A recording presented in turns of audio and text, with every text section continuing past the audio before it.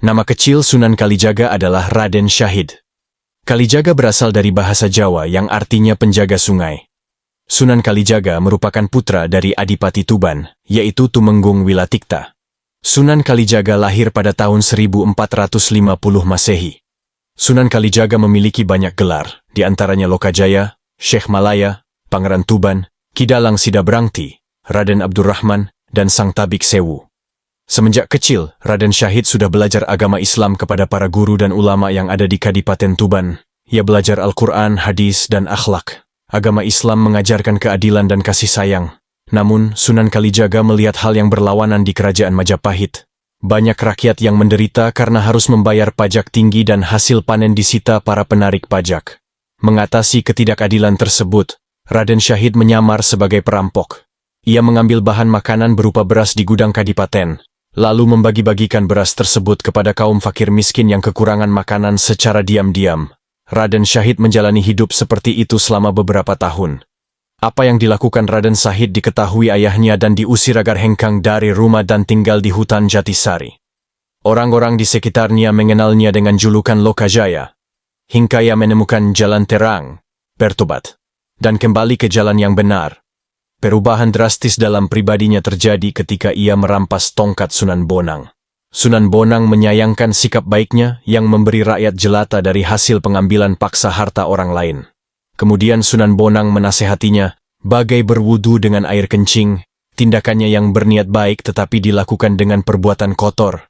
Peristiwa ini membuat Raden Syahid menyesali perbuatannya. Raden Syahid lalu mengutarakan maksudnya untuk berguru. Sunan Bonang menjawab, silakan namun dengan syarat Raden Syahid mau menunggui tongkatnya. Kemudian Sunan Bonang menancapkan tongkatnya di tepi sungai. Raden Syahid diperintah menunggui tongkat itu. Tak boleh beranjak dari tempat itu sebelum kembali menemuinya. Raden Syahid tertidur dalam semedinya selama 3 tahun. Akar dan rerumputan telah merambati tubuhnya dan hampir menutupi sebagian besar anggota tubuhnya. Setelah 3 tahun, Sunan Bonang datang menemui Raden Syahid. Tapi Raden Syahid tak bisa dibangunkan. Barulah setelah mengumandangkan adzan pemuda itu membuka sepasang matanya. Tubuh Raden Syahid dibersihkan, diberi pakaian baru yang bersih. Kemudian dibawa ke Tuban, belajar dan berusaha menjadi manusia yang agung sampai diangkat menjadi salah satu anggota Wali Songo. Orang yang berjasa membimbing Raden Syahid adalah Sunan Bonang. Setelah itu, Sunan Kalijaga mulai mendakwahkan Islam. Dalam berdakwah, beliau punya metode seperti gurunya, Sunan Bonang, berdakwah melalui seni dan budaya, dengan memasukkan nilai-nilai Islam ke dalamnya. Sunan Kalijaga lalu mengubah bentuk wayang beber menjadi bentuk wayang sebagaimana yang dilihat pada masa sekarang ini. Hal ini bertujuan agar bentuk wayang tidak menyerupai manusia. Masa hidup Sunan Kalijaga diperkirakan mencapai lebih dari 100 tahun. Dengan demikian, ia mengalami masa akhir kekuasaan Majapahit, berakhir 1478, Kesultanan Demak, Kesultanan Cirebon dan Banten, bahkan Kesultanan Pajang, yang lahir pada 1546, serta awal kehadiran Kesultanan Mataram di bawah pimpinan Panembahan Senopati. Sunan Kalijaga dimakamkan di Kadilangu, Demak, Jawa Tengah. Berikut peran Sunan Kalijaga dalam penyebaran Islam. 1. Sunan Kalijaga bersama Wali Songo lainnya melakukan reformasi seni pertunjukan wayang menjadi berlandaskan ajaran Islam.